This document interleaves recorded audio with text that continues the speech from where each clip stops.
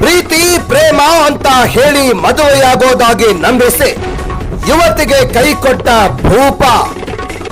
S ವೀಕ್ಷಕರೇ, ಗುಳೇದಗುಡ್ಡ ಮೂಲದ ಸಹನಾ ಎಂಬ ಯುವತಿಯನ್ನು ಪ್ರದೀಪ್ ಸಿದ್ದಾರೆಡ್ಡಿ ಎಂಬಾತ ಪ್ರೀತಿಸಿದ್ದು ಮಾತ್ರವಲ್ಲದೆ ಮದುವೆಯಾಗೋದಾಗಿಯೂ ಕೂಡ ನಂಬಿಸಿದ್ದ. ತನ್ನ ಕಾಮ ತೃಷೆಗಾಗಿ ಲಾಡ್ಜ್ಗಳಿಗೆ ಕರೆದುಕೊಂಡು ಹೋಗಿ ಎಂಜಾಯ್ ಮಾಡಿ ಕೊನೆಗೆ ಕೈ ಬಿಟ್ಟು ಬೇರೊಬ್ಬಳನ್ನ ಕಟ್ಟಿಕೊಳ್ಳಲು ಹೊರಟಿದ್ದ. ಈತನೇ ಬೆಳಗಾವಿ ಜಿಲ್ಲೆಯ ಯಲ್ಪಾರಟ್ಟಿ ಗ್ರಾಮದ ಪ್ರದೀಪ್ ಸಿದ್ದಾರೆಡ್ಡಿ ಎಂಬ ಭೂಪ. ಈ ವಿಕೃತ ಕಾಮಿ ಪ್ರದೀಪನು ಗುಳೇದಗುಡ್ಡ ಮೂಲದ ಸಹನಾ ಎಂಬ ಯುವತಿಯನ್ನು ತನ್ನ ಕಾಮ ದಾಹ ತೀರಿಸಿಕೊಳ್ಳುವುದಕ್ಕಾಗಿ ಯುವತಿಯನ್ನು ಪುಸಲಾಯಿಸಿ ಮದುವೆಯಾಗುವುದಾಗಿಯೂ ಕೂಡ ನಂಬಿಸಿ ನಯವಾಗಿ ವಂಚಿಸಿದ್ದ. ಈತ ಯುವತಿಯನ್ನ ಯಲ್ಪಾರಟ್ಟಿ ಜಾತ್ರೆಗೆಂದು ತನ್ನ ಮನೆಗೆ ಕರೆಸಿಕೊಂಡು ಜ್ಯೂಸ್ನಲ್ಲಿ ಮತ್ತು ಬರುವ ಔಷಧಿ ಹಾಕಿ ಅತ್ಯಾಚಾರ ಎಸಗಿ ವಿಡಿಯೋ ಮಾಡಿ ಇಟ್ಟುಕೊಂಡು ತನ್ನ ಕಾಮ ದಾಹ ತೀರಿಸಿಕೊಳ್ಳಬೇಕೆಂದಾಗಲೆಲ್ಲ ವಿಡಿಯೋ ವೈರಲ್ ಮಾಡಿ ನಿನ್ನ ಮಾನ ಹರಾಜು ಹಾಕುತ್ತೇನೆಂದು ಬ್ಲಾಕ್ ಮೇಲ್ ಮಾಡ್ತಾ ಇದ್ದ. ಯುವತಿಯನ್ನು ಬಲವಂತವಾಗಿ ಲಾಡ್ಜ್ಗಳಿಗೆ ಕರೆದುಕೊಂಡು ಹೋಗಿ ಹಲವಾರು ಬಾರಿ ಅತ್ಯಾಚಾರ ಎಸಗುತ್ತಿದ್ದ. ತನ್ನ ಮಾನ ಹರಾಜು ಆಗುತ್ತೆ ಎನ್ನುವ ಭಯದಿಂದ ಸುಮ್ಮನೆ ಇದ್ದ ಯುವತಿಯು ಒಂದು ದಿನ ಧೈರ್ಯ ಮಾಡಿ ತನ್ನನ್ನು ಮದುವೆಯಾಗದಿದ್ರೆ ಕಾನೂನಿನ ಹೋರಾಟ ಮಾಡ್ತೀನಿ ಅಂತ ಎಚ್ಚರಿಕೆ ನೀಡಿದ್ದಾಳೆ. ತಕ್ಷಣ ಅಲರ್ಟ್ ಆದ ಕಾಮುಕ ಪ್ರದೀಪನು ಯುವತಿಗೆ ರನ್ನ ಚಿನ್ನ ನೀನೇ ನನ್ನ ಭಾವಿ ಪತ್ನಿ ಅಂತ ಸುಳ್ಳು ಹೇಳಿ ಸಮಾಧಾನ ಪಡಿಸುತ್ತಾ ಬಂದಿದ್ದ. ಮೊನ್ನೆಯಷ್ಟೇ ಕಾಮುಕ ಪ್ರದೀಪನು ಬೇರೊಬ್ಬರನ್ನ ಮದುವೆಯಾಗುವ ಸುದ್ದಿ ತಿಳಿದ ಸಂತ್ರಸ್ತ ಯುವತಿಯು ತನ್ನನ್ನೇ ಮದುವೆಯಾಗುವಂತೆ ಅಂಗಲಾಚಿ ಬೇಡಿಕೊಂಡಿದ್ದಾಳೆ. ಆತ ಮದುವೆಯಾಗಲು ನಿರಾಕರಿಸಿದ್ದಾನೆ. ಕಾರಣಕ್ಕೆ ಮನನೊಂದ ಯುವತಿಯು ವಿಷ ಸೇವಿಸಿ ಆತ್ಮಹತ್ಯೆಗೆ ಯತ್ನಿಸಿದ್ದಾಳೆ. ಹೇಗೂ ಸಾರ್ವಜನಿಕರ ಸಹಾಯದಿಂದ ಹಾರೋಗೇರಿಯ ಆಸ್ಪತ್ರೆಯೊಂದರಲ್ಲಿ ಚಿಕಿತ್ಸೆ ಪಡೆಯುತ್ತಿದ್ದಾಳೆ. ಹಾರೋಗೇರಿ ಪೊಲೀಸ್ ಠಾಣೆಯಲ್ಲಿ ಈ ಪ್ರಕರಣವು ದಾಖಲಾಗಿದೆ. ಪೊಲೀಸರು ತನಿಖೆ ನಡೆಸಿ ವಿಕೃತ ಕಾಮಿ ಪ್ರದೀಪ್ ಸಿದ್ದಾರೆಡ್ಡಿಯನ್ನು ಬಂಧಿಸಿ ಕಾನೂನಿನ ಬಿಸಿ ಮುಟ್ಟಿಸಬೇಕಾಗಿದೆ. ಇಂತಹ ಹೊಲಸು ಮನಸ್ಥಿತಿ ಕಾಮಾಂಧರಿಗೆ ಕಾನೂನಿನ ಪವರ್ ಏನೆಂದು ಅರಿವು ಮೂಡಿಸಲು ಕಾಮುಕ ಪ್ರದೀಪ್ ಸಿದ್ದಾರೆಡ್ಡಿಯನ್ನು ಜೈಲಿಗಟ್ಟಬೇಕೆಂದು ನೆಟ್ಟಿಗರು ಅಭಿಪ್ರಾಯ ಪಡ್ತಿದ್ದಾರೆ. ಪ್ರಾಬ್ಲಮ್ ಆಗಿದೆ ನಿಮಗೆ?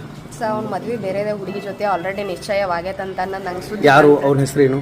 ನನ್ನ ಹುಡುಗ ಪ್ರದೀಪ್ ಶಾಮ್ಲಿಂಗ್ ಸಿದ್ದರೆಡ್ಡಿ ಅಂತ. ಹೆಂಗ್ ಪರಿಚಯ ನಿಮ್ಗೆ ಅವ್ರಿಗೆ? 2016 ಪರಿಚಯ ಅವ ನನಗೆ. ಯಾವ ಥರ ಅಂತಂದ್ರೆ ಒಂದು ನ್ಯೂಸ್ ರಿಪೋರ್ಟ್ ಬಂದಿತ್ತು. ಅಂದರೆ ನಮ್ಮ ಅಕ್ಕಂದ ಅಲ್ಲೇ ಅವರು ಪೇಪರ್ದೊಳಗೆ ಕೊಟ್ಟಿದ್ರು. ಆ ಪೇಪರ್ದೊಳಗೆ ಕೊಟ್ಟಿದ್ದನ ಆವಾಗ ಅವ ಕಾಂಪಿಟೇಟಿವ್ ಎಕ್ಸಾಮ್ಸ್ ಓದಾಕತ್ತಿದ್ದ. ಆ ಮೂಮೆಂಟ್ ಅಲ್ಲಿ ನಂಬರ್ ಶೇರ್ ಆಗಿತ್ತು. ಆ ಮೂಮೆಂಟಿಂದ ಅವ ನನಗೆ ಪರಿಚಯ. ಅಲ್ಲಿಂದ ನಾವು ಕಾಂಟ್ಯಾಕ್ಟ್ ಆಗಿದ್ವಿ ಇಬ್ರು. ಅವ ನಾನು ಫೇಸ್ ಟು ಫೇಸ್ ಮೀಟ್ ಆಗಿದ್ದೆ ಯಾವಾಗ ಅಂತಂದ್ರೆ 2019 ಡೈರೆಕ್ಟ್ ನನ್ನ ಕಾಲೇಜಿಗೆ ಬಂದ. ನನ್ನ ಕಾಲೇಜಿಂದ ನನ್ನ ಮನೆಗೆ ಕರ್ಕೊಂಬಂದಾನ. ನಮ್ಮ ಮನೆಗೆ ಬಂದಾನ. ನಮ್ಮ ಮನೆಯೊಳಗೆ ಬಂದು ನಾಷ್ಟ ಮಾಡಿ ಚಾ ಕುಡ್ದು ಹೊರಗಡೆ ಹೋಗಿದ್ದ. ಕಂಟಿನ್ಯೂಸ್ ಆಗಿ ಅದ ಫಾಲೋ ಅಪ್ ಇದ್ರೆ ಮನೆ ಬರೋದು ಹೋಗುದು ಏನಾಯ್ತಾ? 4 ಮಂತ್ಸ್ 3 ಮಂತ್ಸಿಗೆ ಒಮ್ಮೆ ಬಂದೇ ಬರ್ತಿದ್ದ. ಕಂಪಲ್ಸರಿ ಬರ್ತಿದ್ದ. ನಿಮ್ಮ ಮನ್ಯಾಗ ಹಾಟಿಂಗ್ ಮಾಡ್ತಿದ್ದ? ನಮ್ಮ ಮನ್ಯಾಗ ಒನ್ ನೈಟ್ ಇದ್ದು ಒನ್ ಡೇ ಮರ್ದಿವ್ಸ ಮುಂಜಾನೆ ಹೋಗ್ತಿದ್ದ ಎದ್ದು. ಏನಂತ ಭರವಸೆ ಕೊಟ್ಟಿದ್ರಿ? ಮದುವೆ ಅಕ್ಕನಂತ ಹೇಳಿದ್ರು? ಏನು ಹೇಳಿದ್ರಿ? ಆಕಿನಂತ ಹೇಳಿದ್ರು. ಇಲ್ಲಿ ಆಮೇಲೆ ಏನಾಯ್ತು? ನಿಮಗೆ ಅವ್ರಿಗೆ ಭಿನ್ನಾಭಿಪ್ರಾಯ ಬಂತ ಹೆಂಗೆ? ಏನಿಲ್ಲ, ಅದು 2021 ನಾ ಅವ್ರ ಮನೆಗೆ ಡೈರೆಕ್ಟ್ ಆಗಿ ಅವನಿಗೆ ಹೇಳಾರ್ದೆ ನಾ ಹೋಗಿದ್ದೆ. ಯಾವಾಗ? 2021 ಆರನೇ ಸಿದ್ದೇಶ್ವರ ಜಾತ್ರೆಗೆ ಹೋಗಿದ್ದೆ. ಅವ್ರ ಮನೆಯೊಳಗೆ ನಾ ಹೋದಾಗ ಅವ್ರ ಪಪ್ಪ ಮಮ್ಮಿ ಅಣ್ಣಾಗ ಡೌಟ್ ಬಂತು ಈಗ ಯಾರ ಏನಂತಂದು. ಇಕ್ಕಟ್ಟು ಹಿಂಗಾಗಿ ನಾನು ಅವ್ನ ಲವರ್ ಅನ್ನೋದು ಅವ್ರಿಗೆ ಹೆಂಗೋ ಗೊತ್ತಾಗಿದ್ದಕ್ಕೆ ಅಂದಿಂದ ಜಗಳ ಸ್ಟಾರ್ಟ್ ಆಯ್ತು. ಜಗಳ ಸ್ಟಾರ್ಟ್ ಆಗಿದ್ದು ಹಂಗೆ ಸ್ಟಾರ್ಟ್ ಆಗಿತ್ತು. ಅವರು ನನಗೆ ಅವಾಗ ತಾಕೀತ್ ಮಾಡಿದ್ರು. ಅವ್ರ ಅಣ್ಣನ ಅಂತ ಪ್ರಶಾಂತ್ ಸಿದ್ದರೆಡ್ಡಿ ಮತ್ತು ತಾಯಿ ಆದಂತ ಸುಮಿತ್ರಾ ಸಿದ್ದರೆಡ್ಡಿ ಇಬ್ರು ಕೂಡ ನನಗೆ ಕೆಟ್ಟದಾಗಿ ಬೈದಿದ್ದಾರೆ. ಬೈದ್ ಕೇಸ ಯಾವಾಗ ಬೈದ್ರು? 2021 ನಲ್ಲೇ ಬೈದಿದ್ದಾರೆ. ಅವ್ರ ಮನೆಯಿಂದ ನಾ ಬಂದ ತಕ್ಷಣ ಏನು ವಿತಿನ್ 15 ಡೇಸ್ ಒಳಗೆ ನಂಗೆ ಕಾಲ್ ಬಂದು.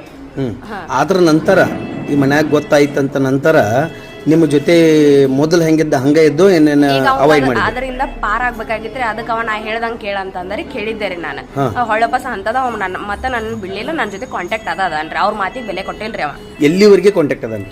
ಎಷ್ಟಿಲ್ಲ 3/5/2026 ತನಕ ನನಗೆ ಕಾಂಟ್ಯಾಕ್ಟ್ ಅದನ್ರಿ. ಅದ್ರ ನಂತರ ನಿಮಗೆ ಹೆಂಗ ಏನಕ್ಕೋಸ್ಕರ ನೀವು ಈ ಕಡೆ ಬಂದ್ರಿ? ಈಗ ಅದ ರೀ ಅವ್ನ ಮದುವೆ ಫಿಕ್ಸ್ ಆಗೈತೆ ಅನ್ನೋದು ಬೇರೆ ಹುಡುಗಿ ಜೊತೆ ಆಗಾಕತ್ತೈತೆ ಅನ್ನೋದು ನನಗೆ ಭಾಳ ಹರ್ಟ್ ಆಯ್ತು. ಯಾಕಂದ್ರೆ ನಾನು ಮತ್ತೆ 10 ವರ್ಷಲಿಂದ ರಿಲೇಶನ್ಶಿಪ್ ಒಳಗಿದ್ವಿ. ಸೊ ಹೀಗಾಗಿ ನನಗೆ ಅನ್ಯಾಯ ಆಗಿತ್ತು. ಆಯ್ತು ರೀ. ಈಗ ನಿಮಗೆ ಮದುವೆ ಅಕ್ಕನಂತ ಭರವಸೆ ಕೊಟ್ಟಿದ್ದು ಕೊಟ್ಟಾರ.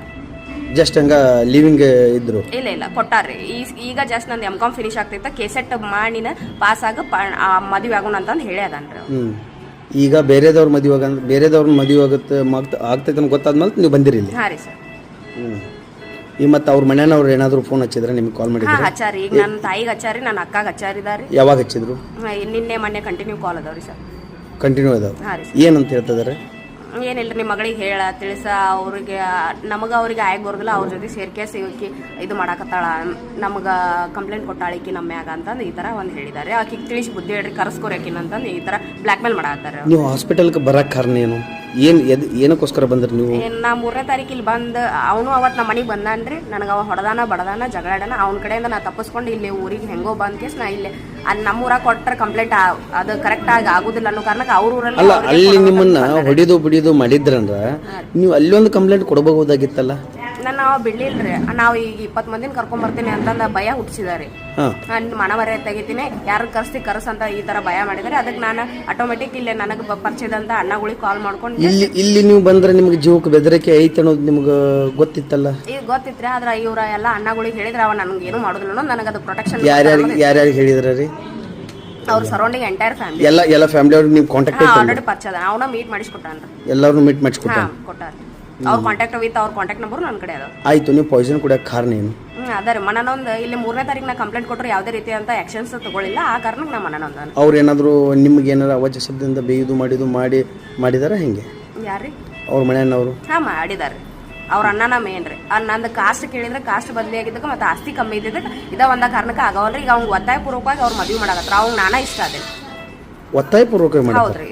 ಆ ಹುಡುಗ ನೀವು ಹೇಳ್ದಂಗೆ ಕೇಳ್ತಾನ? ಈಗ ಕೇಳ್ತಾನೆ. ಈಗಾದ್ರೂ ಕೇಳ್ತಾನ್ರಿ. ಇವ್ರ ಅವ್ಗ ಆಸ್ತಿ ಕೊಡೋದಿಲ್ಲ, ನೀನ್ ಮನಿ ಬಿಟ್ಟು ಹೊರಗೆ ಹಾಕ್ತಿವಿ. ಆಲ್ರೆಡಿ ಈ ಮೂವ್ಮೆಂಟ್ ಅವ್ರು ಮಾಡೇ ಅದಾರೆ. ಅವ್ನ ಮನಿ ಬಿಟ್ಟು ಸ್ಟೇಷನ್ಗೆ ಬಂದ್ರೆ ಅಧಿಕಾರಿಗಳು ಇನ್ವೆಸ್ಟಿಗೇಷನ್ ಮಾಡಿದ್ರೆ ಅವ್ನು ನಿಮ್ಮನ್ನ ಮದುವೆ ಹಾಕೊಂಡು. ಇದರ ಬಗ್ಗೆ ಇನ್ನಷ್ಟು ಮಾಹಿತಿ ಎಳೆಯಾಗಿ ಬಿಚ್ಚಿಡುತ್ತಾ ಹೋಗ್ತೀವಿ. ವೀಕ್ಷಿಸಿ ನಿಮ್ಮ ಅಪ್ಪು ನ್ಯೂಸ್ ಚಾನೆಲ್ ನಲ್ಲಿ.